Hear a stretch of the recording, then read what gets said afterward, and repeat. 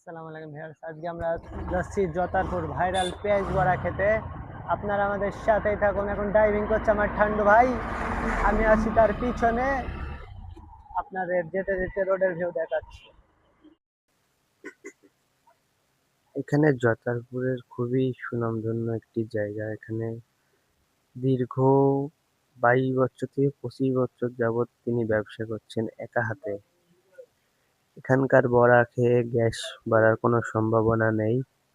বড়ার স্বাদও সেরকমই, সেই জতারপুরে ব্রিজ। তিনি একজন খুবই দক্ষ কারিগর। গ্রামের ভেতরে গিয়ে যে এত বড়া বিক্রি হয় আপনার ধারণার বাইরে। জতারপুর গ্রামের খুবই ভিতরে দেখতে পাচ্ছেন, আমরা যাচ্ছি। রোডও আপনারা দেখতে পাচ্ছেন কত পাকে পাকে। এটা জতারপুরের ঘোনা। আমরা কিছুক্ষণের মধ্যেই পৌঁছে যাব ইনশাআল্লাহ। সাথে থাকুন, আপনারা দেখুন রোডের ভিউ।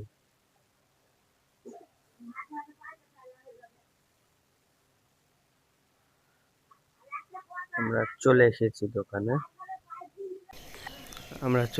দোকানে। আঙ্কেলকে বললাম সুন্দর দেখে আমাদের ভালো করে 300 গ্রাম বড়া দিতে প্লেটে। তিনি বলছে আচ্ছা দাঁড়াও তোমাদের দিচ্ছি। এখানে জিজ্ঞেস করছি আঙ্কেল কতদিন ব্যবসা করেন? বলছে ব্যবসায়ী নিয়ে এখানে 20 থেকে 22 বছর 25 বছর ব্যবসা করছেন তিনি এক হাতে।